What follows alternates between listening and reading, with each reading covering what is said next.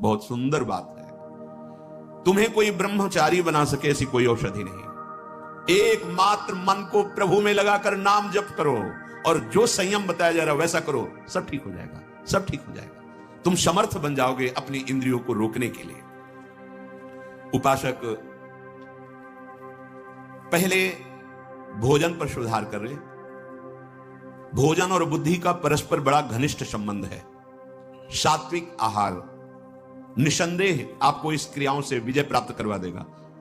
ध्यान से सुनिए, सात्विक आहार, जब आप भोजन पा रहे हो उस समय नाम जब जरूर चलना चाहिए।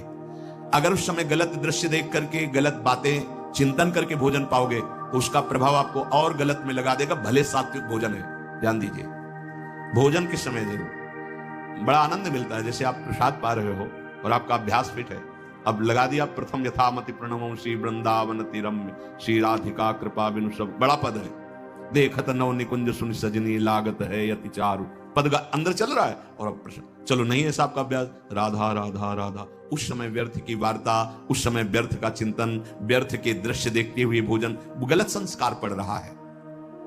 सात्विक आहार आपने पाया पर विचार आपका सात्विक नहीं है, अधार्मिक विचार है, दुष्ट भाव है, तो सात्विक व्यर्थ हो जाएगा। भोजन वो उसी को सपोर्ट करेगा। भोजन के समय बिल्कुल सावधान रहो, वो आपकी नस नाड़ियों में फैलकर वैसा ही प्रभाव फैलाएगा जैसा आप चिंतन कर रहे हैं।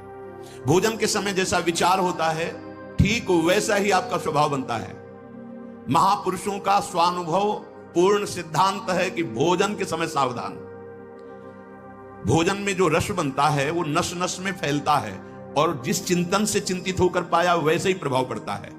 स्थूल भोजन का सूक्ष्म विचार पर प्रभाव पड़ता है, कई गुना प्रभावशाली प्रभाव आपके चिंतन का पड़ता है भोजन में। बहुत शुद्ध भोजन हो, सात्विक भोजन हो, पर आपका विचार भोजन करते समय सही नहीं, आपका चिंतन सही नहीं। इसलिए देखो, संत जनों का जब कभी प्रसाद पाने तो पहले नाम कीर्तन होता है, फिर बहुत से जय जयकार लिखते हैं और बीच बीच में जोर जोर से राधे श्याम की गुण, कि आपका चिंतन भागवतिक रहना चाहिए।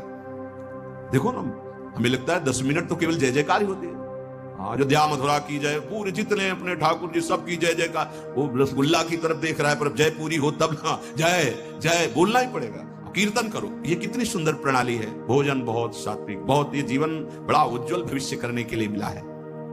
भोजन के समय पवित्र, उच्च, निर्भय, शांत और भगवान नाम जप, ऐसे भाव होने चाहिए। उपासक को जिसे ब्रह्मचर्य रहना है, 2 समय भोजन हल्का या 1 बार भरपेट, 24 घंटे में पर्याप्त है ब्रह्मचारी के लिए। 2 बार तो हल्का, केवल 2 ही समय भोजन करे। पहला भोजन का समय 10 बजे से लेकर 1 बजे के बीच में, दूसरा संध्या होने के बाद 8 बजे तक, इसके बाद नहीं। अगर इसके बाद आप पाते हैं तो आपकी दिनचर्या में फर्क पड़ेगा, वो आपके कई दोष प्रकट कर दे। देखो, जीवन को यदि आप मंगलमय प्रकाशशील बनाना चाहते हैं तो महापुरुषों के वचन मानने पड़ेंगे। कोई भी बिना सदाचरण किए सुख शांति को नहीं प्राप्त होता। आज हमारी सब दिनचर्या नष्ट हो गई है और हम चाहते हैं सुख शांति आनंद ऐश्वर्य वैभव, और आचरण हो रहे हैं दुख और अशांति और दरिद्रता आने वाले। और आप चाह कैसी आचरण, कैसे? भोजन 2 समय, बहुत ध्यान से, पहला 10 से 1 बजे तक, और मध्याह्न में भोजन पाने के बाद चाहे 15 मिनट ही हो, आप विश्राम कीजिए, दाएं बाएं करवट सीधा ऐसा। दिन अगर आपको रात में सोने से पर्याप्त नींद हो जाती है तो फिर दिन में सोने की जरूरत नहीं, नाम चिंतन करते हुए फिर आप बैठ जाइए, फिर अपनी दिनचर्या में लगिए। शाम के 8 बजे तक भोजन हो ही जाना चाहिए, क्योंकि घंटा आध घंटा टहलना अपनी दिनचर्या, और फिर आप शयन कीजिए, फिर आप जग जाइए समय से। अगर आपको भगवत मार्ग में संयम पूर्वक चलना है तो आपको सुधारना होगा। हमें लगता है पर्याप्त जो अपने साधकों की दिनचर्या शायद इसी के अंतर्गत ही है।